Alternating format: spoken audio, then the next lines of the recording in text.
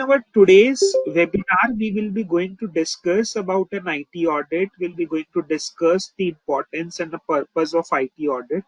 We'll also discuss that how you will be setting an objective, defining a scope, defining the roles, responsibilities, how you will identify the risk, and all those aspects we'll be going to discuss in our today's webinar.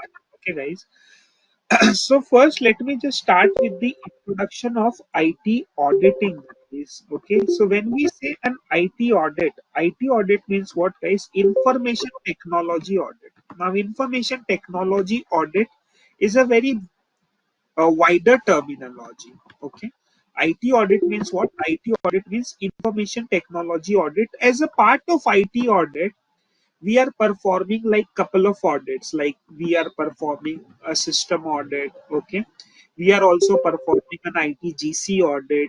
We are also doing an uh, information technology application control audit, which is known as a ITAC. Correct.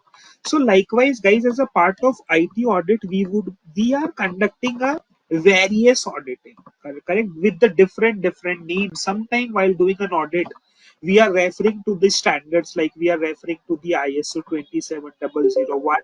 We are also referring to the NIST. Sometimes we are doing SOX audit. Like in SOX audit, also if you will see, we are verifying IT related control as a part of internal control over financial reporting. Like as per SOX section 404, internal auditor has to comment on the internal control over the financial reporting, that how strong internal control mechanisms are implemented, correct, and are effective. For that also they are conducting an IT audit. So we are using this terminology quite frequent nowadays. Okay, information technology audit, and as a part of information technology audit, we are conducting an audit of lot of areas. Okay, now today I will be telling you the importance and the purpose of IT audit. So guys, suppose if someone asks you that why you want to conduct an IT audit, what is the purpose of doing an IT audit? So purpose of doing an IT audit is very simple, guys. You want to do the IT audit to ensure the CIA. When I say CIA, many of you might already be aware. C stands for the confidentiality, I stands for the integrity, and A stands for the availability. So guys, whenever companies are doing an audit, they want to ensure what? They want to ensure the integrity. They want to ensure the confidentiality, whatever data that they have collected, whatever information that they are storing, those information remains confident. It should be remain confidential, correct? Integrity means what? Data should not be modified by unauthorized person. That is an integrity, so they want to ensure the integrity as well. And availability means what? The data should be made available to user whenever they need it, correct? So that is the main purpose of conducting an IT audit. As a part of IT audit, we want to ensure the CIA, correct, and we also want to ensure the compliance with the regulatory requirement, correct, whatever regulatory requirements that are applicable to the company. We want to ensure the compliance of the same, for which we are conducting an audit. If we talk about, guys, importance of IT audit, why IT audit is so much important, the first reason is what?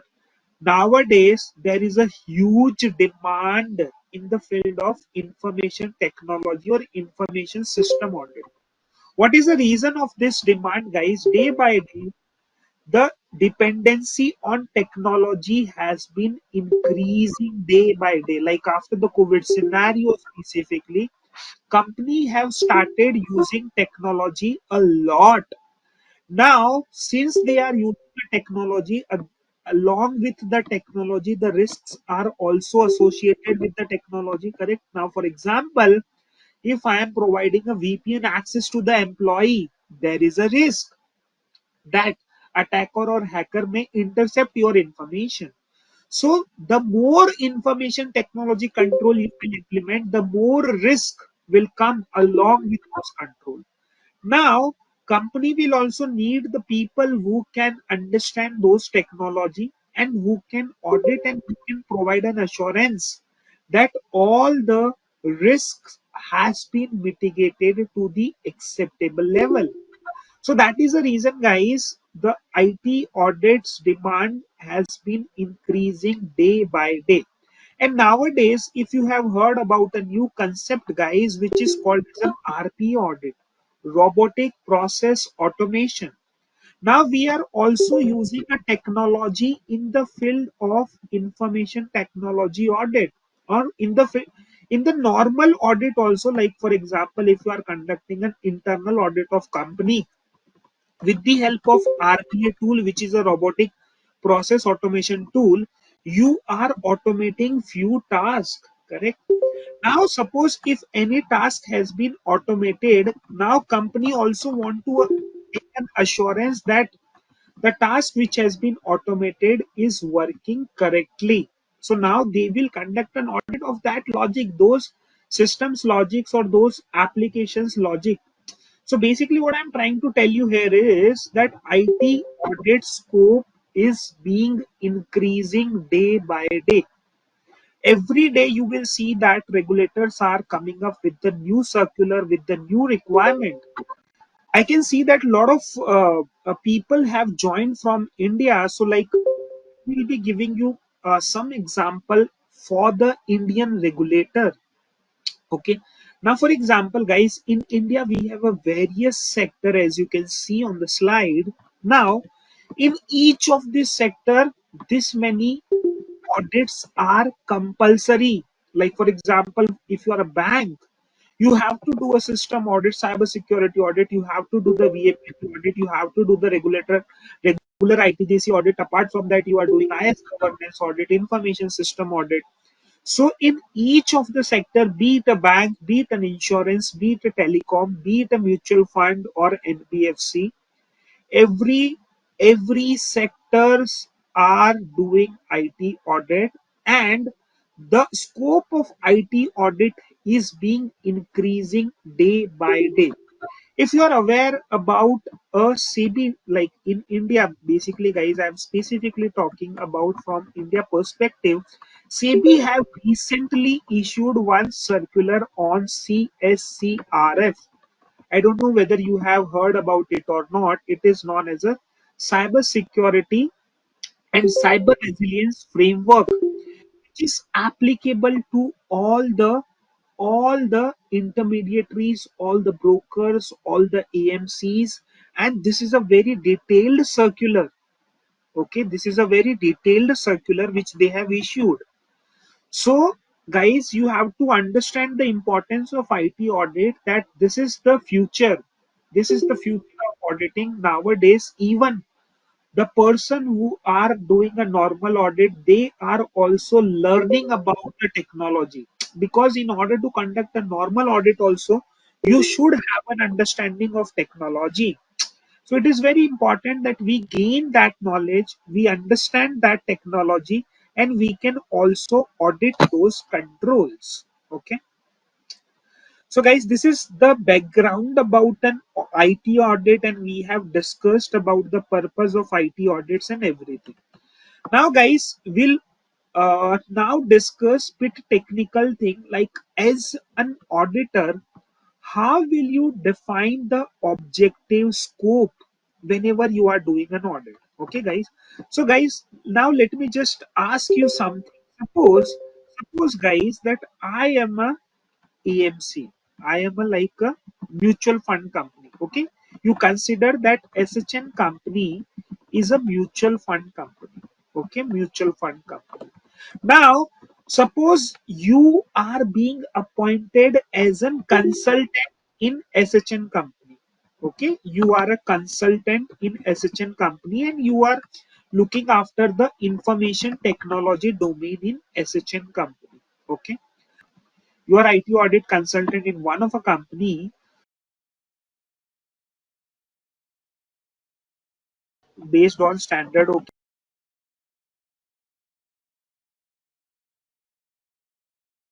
based on a risk assessment.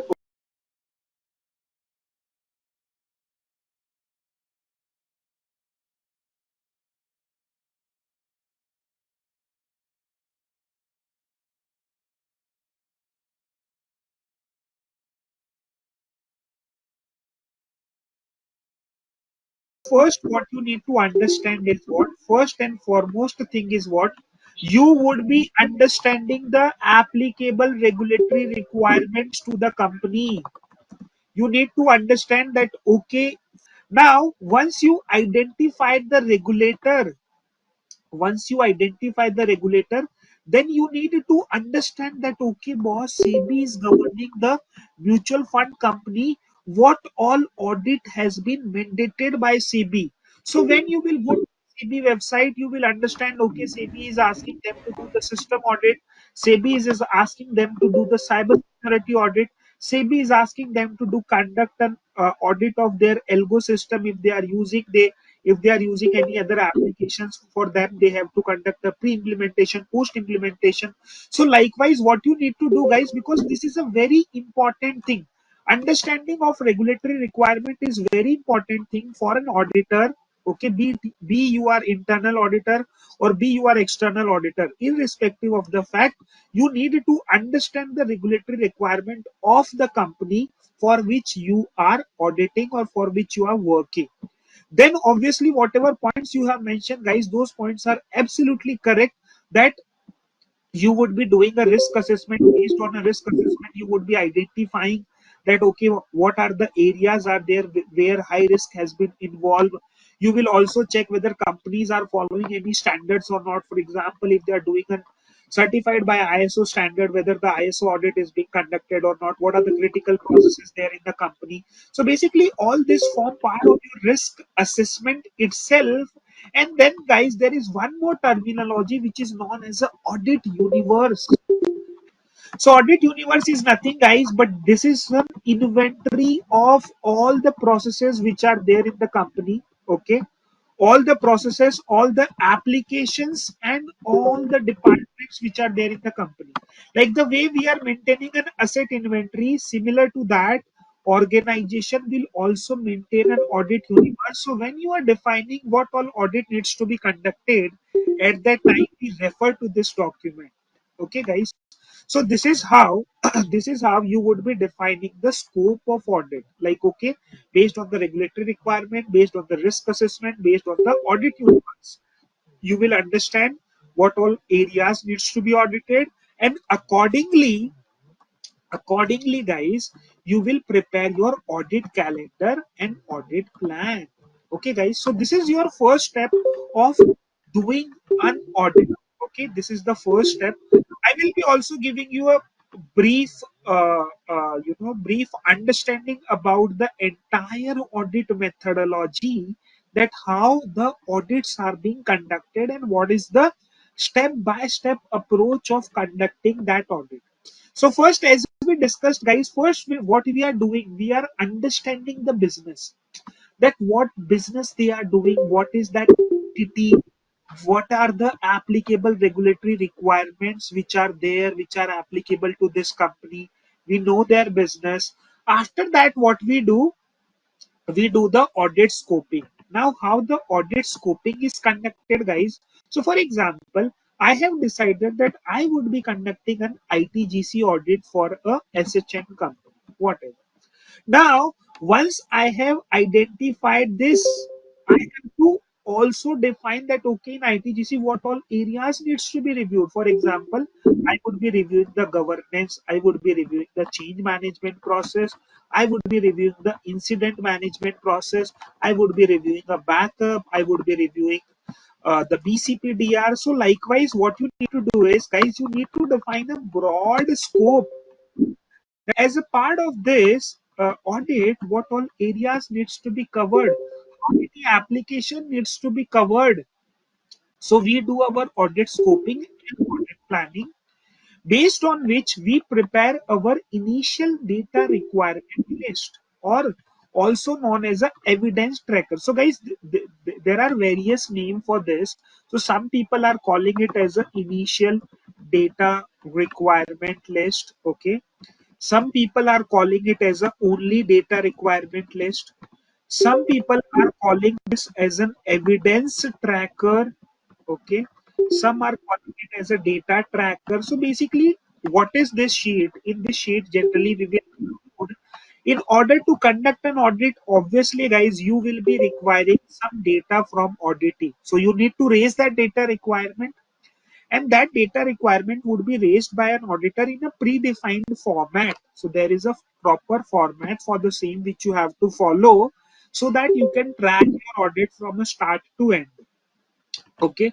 So you will prepare your data requirement. You will also prepare the RCM. RCM is what? RCM is a risk control matrix, which is a very important document as a part of your audit planning, where you define that, okay, along with this audit scope, how many risks are being associated, what is the expected control, how you would be auditing that control, guys. So this is a very detailed document which you need to prepare, and this document will serve as an audit planning document for you. Okay, so you need to prepare this document as well. See guys, since this is a 1 hour webinar, okay, I am not showing you this document. Why? What is the reason, guys? Because I will also try to introduce our course, like at a InfosecTrain, guys. We have one course which is known as a system auditing practical approach course. I will try to give you some brief about that course as well, guys. Okay, so we have introduced this information system auditor online training practical approach course.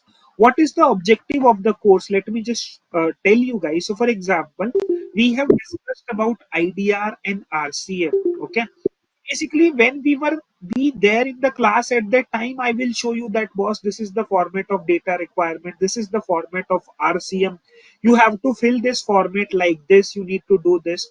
So basically guys, we have launched this particular course to give you the practical insight about the IT auditing. So if you will see our course agenda as well, guys, this is a very detailed course where we are covering each and every topic, as you can see here on the screen itself, guys. All these topics which are there on your screen, all these topics will be covered in the training along with the practical example. So guys, for example, let me just show you one folder. We have created a folders. So for example, if we are discussing the change management process. So in a change management process, literally I will be showing you the practical data that, boss, this is the change management policy. This is how you need to prepare the working. I will also be sharing you some dummy data with you, so that you can work on that data and you can gain the practical exposure. So nowadays, if you will see, guys, a lot of people are selling this, their courses by the name of practical approach. But we at the infosec train, we are the first who was conducting those kind of training, and this we are doing, I believe, more than 2 years. We are doing this training, and we are getting a lot of positive response from the participant. The reason of the same is very simple, guys, because in this training we would be telling you each and every aspect of practical approach, that how the works is being performed on the field. There will not be much theory. I would not say that it is 0% theory, because theory is also very important. Those who are not from a technical background, I need to explain them that what is an audit, what is a risk assessment, what is a governance. So I would be teaching you everything from the basic, guys. So first we will be discussing about the concept. After the concept, we will be discussing about the practical approach about that particular domain. Suppose if we have discussed about risk management, then we'll discuss practical things, that in risk management, what all areas you need to verify, how to verify, and everything. So this is, I have also given you a brief about our course as well, guys, that in our course, whatever we are discussing as of now, which is bit theoretical, but in a course, everything would be a practical. So I would also ask you to fill the data requirement. Once we are done with a particular topic, then I will be asking you, let's fill the idea, let's fill the RCM document. Okay. So we'll do that. And once this is done, guys, then your actual field work will start. Actual field work, what auditors are doing, guys, as a part of field work, you are analyzing the data. For example, once you are done with the data requirement sheet, auditor will be sharing your data. And now you need to review that data. For example, Audit has provided you this risk management framework. Now, what you need to review in the framework? What are the key controls you need to verify? How to verify? So that will be discussed in the class itself, guys. So this is the one more step. Like once your audit scoping planning is being done, then you start your field work. In the field work, first you test the design of a control, and then you check the effectiveness of a control. You might have heard about this terminology, guys. It is known as a TOD and TOE, which is very frequently used terminology: test of design and test of effectiveness. As a part of test of design, auditor will be verifying whether the control has been designed properly or not. Whether the control has been designed properly or not. So with the help of policies, procedures, with the help of walkthrough, and with the help of one sample, first auditor will check that okay, control is designed. Now as a part of effectiveness, he will also check the efficiency and effectiveness of the control, that how effective is that control. For that he would be doing a sample testing. Okay, he will collect some sample cases and then he will do the testing. So this is the next step. Once you are done with planning, once you are done with the scoping, then you would be doing the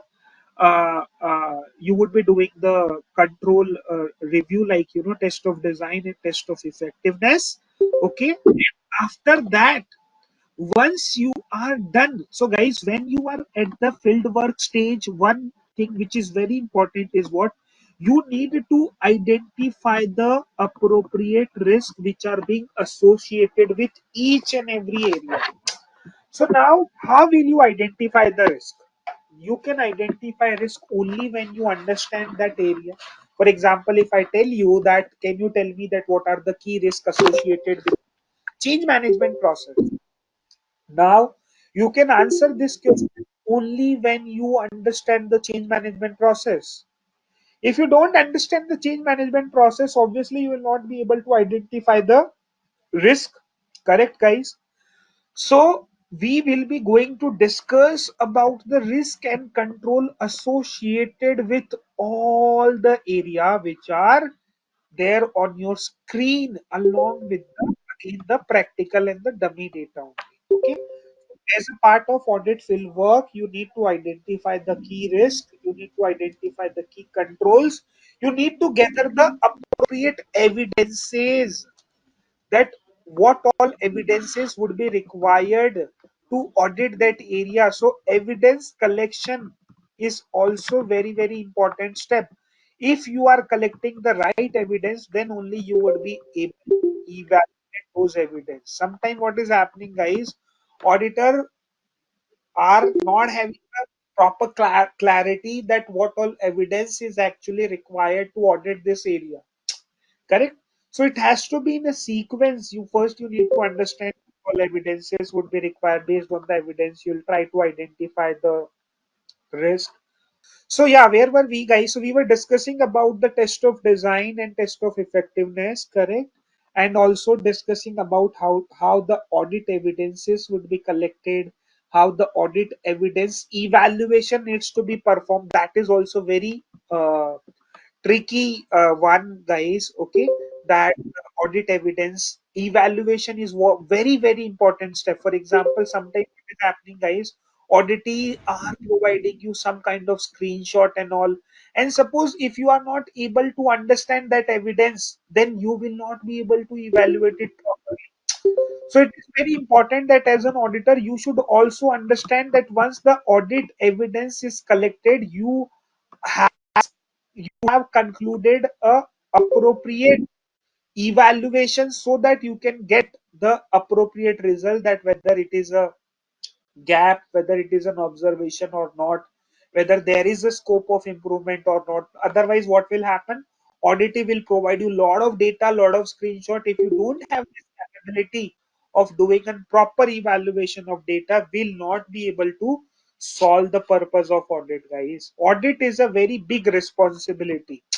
So suppose if you're working as an auditor, guys, you have to be very cautious. You have to be extra careful that okay, whatever you are doing, people are relying on your report, guys. Regulator are relying on your report.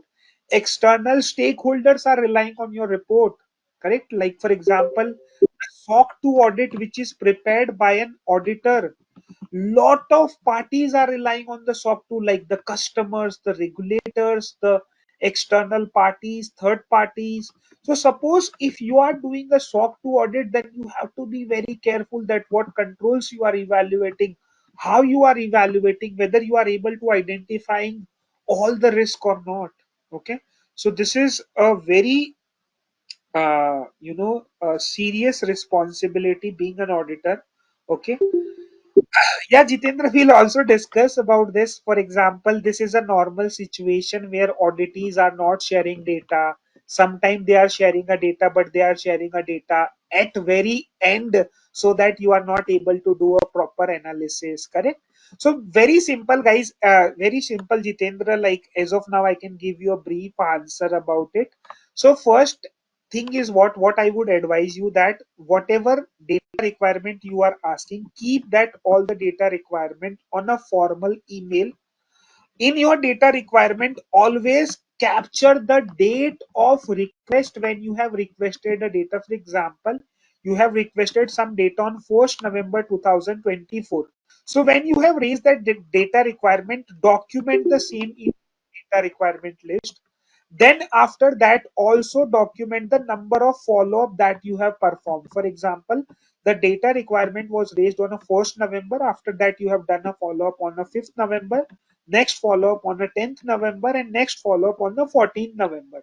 So you have done a 3 follow-up, still you haven't received the data, and you need to submit, for example, your report to a 20th November. Now, in your report, you will clearly highlight that, boss, we have requested for a data on 1st November. After that, we have 3 standard follow-up, but still we haven't received the data. In the absence of data, we are unable to comment on the control effectiveness and the control design.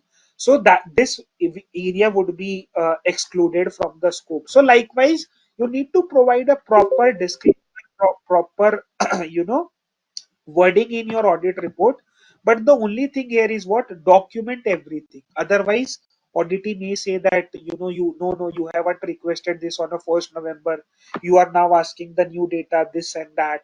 So then there would be too much to and from discussion. So from the first date itself, you try to keep everything on an email. Even after your appropriate actions, data is not received, highlight the same in a report and just close the same. Okay. Jitendra, I hope this is clear. But apart from this, we'll discuss a lot of situations in our class as well. Okay, perfect. So this is about the field work, guys. Now the next is a reporting. Like once you are done with everything, you have done the planning, you have done a field work, you have done the test of design, test of effectiveness, everything. Now the next step is what? Next step, we need to do the audit reporting. Reporting means what, guys? That whatever observations that you have highlighted, you need to report that observations to the management in the form of report. Now your audit report will serve as a closure of your audit. Correct. Now, for example, initially I have appointed you as an auditor. Then you have started your work. You have done the scoping planning. You have completed the field work. Now you have to tell me now that how many findings were there. You need to provide me certain report. Correct. In your report, you will be highlighting that this is the audit scope which I have covered. This was the audit scope, this was the audit methodology, this was the audit period, this was the name of people who have conducted the audit. Correct. Then your audit report will also include the number of observation, number of finding. Now guys, when you prepare this report, at that time whenever you are highlighting this number of observation, at that time also you need to consider few things, like what all things needs to be included into that. I will be discussing that with you.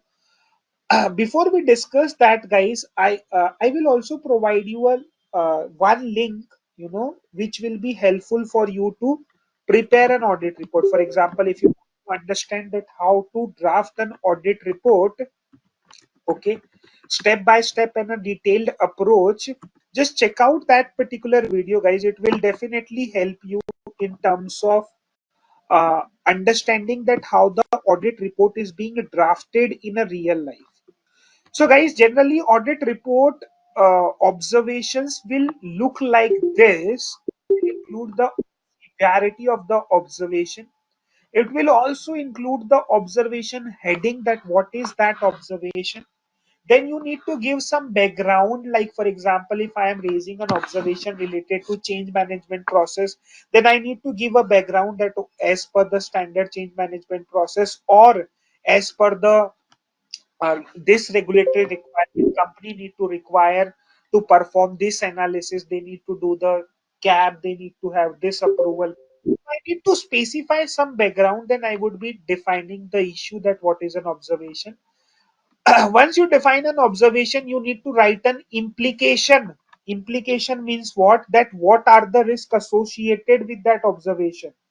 Okay, what is the risk associated with that observation? You have to highlight that. Then you will provide your recommendations, management comment. Management comment you need to take from the auditee. Okay, you need to take that from the auditee itself, and then auditee will also provide target date and the owner detail. Now guys, those who are already working in the audit domain, they might be aware that this is a very challenging task. Assigning the audit risk rating to the observation is a very challenging task. Suppose if you have raised that observation high, auditee gonna literally argue with you guys that why this observation is high. Suppose if you have raised the observation as a medium, then they will again argue why medium. Or suppose if you are rating it as a low, then there would be less chance of argument. Okay, because they are always ready to accept the observation as a low. Correct. So, like in a class, we will be discussing that how to assign that audit risk, severity risk rating. What are the points you need to consider? How you will arrive to the conclusion whether this observation is high, this observation is medium, or this observation is low. Correct. So this also we will discuss. Then in the audit report, you also try to capture the root cause, guys, that why that observation has been occurred. Is it because of design deficiency, system deficiency, or external or operational ineffectiveness? So you need to discuss this with the auditee, and then you will arrive to the conclusion. So I have just shown you one format, guys. Okay, that this is how your audit report would be prepared. You can check out that video, and video like the detailed report is there. Okay. So class also, guys, will be discussing those practical examples with the help of data, that how auditee will try to manipulate you when they are sharing a data. So what are the things you need to consider? Okay. So we'll discuss that in a class as well, guys. Lot of those kind of scenario. This is our information system auditor practical approach training. So as I told you, this is a 32-hour live training where we will be discussing everything with the help of real world scenarios. We are starting this batch from 7th December. Okay, so you can reach out to our team for the registrations and all. Okay, and in this training, as I told you, I have already given you a brief about the training, that how we will be going to discuss, what are the points we will be going to discuss, and what would be our approach. So as I told you, first we will be starting with the concept. So those who are not from a technical background, they can also join, because I would be starting everything from the scratch. You need not to have a mandatory the IT audit experience or prior information technology experience. Okay, will be also teaching you the basic to the advanced level, and then we'll try to review the policies, procedures. We'll prepare our own data requirement list. I will be sharing you a dummy data. We'll together analyze the data. We'll identify the risk. We'll also prepare a gap summary report. I will also try to help you in terms of preparation of audit report. What are the things you need to consider? How you will prepare? How you will present? What are the challenges you will face when you are preparing the report? So everything we will discuss, guys, that too in a detail. So this would be my course approach. See, let me tell you, guys, the my simple objective of this training is what I want each and every participant who are joining the training. After our training, they should be able to complete the training on their own independently. Like for example, uh, the objective why we have introduced this course is that there were people who are doing CISA, who are doing CISM, who are doing ISO, but even after doing those certifications, they are lagging in the practical field. They are not able to understand how the things are working in a real life. So just to bridge the gap between that theoretical and practical knowledge, we have introduced with this course. Okay. So our objective is very simple, guys. After the course, we want that you should be able to do the audit independently. You should be able to prepare a gap assessment. You should be able to prepare a report in terms of draft report and all this. Okay. And we will also be providing you some reference material like the data requirement sheet which we are preparing in the class. That also will be provided to you, and the RCM and other details will be shared with you. Okay, guys.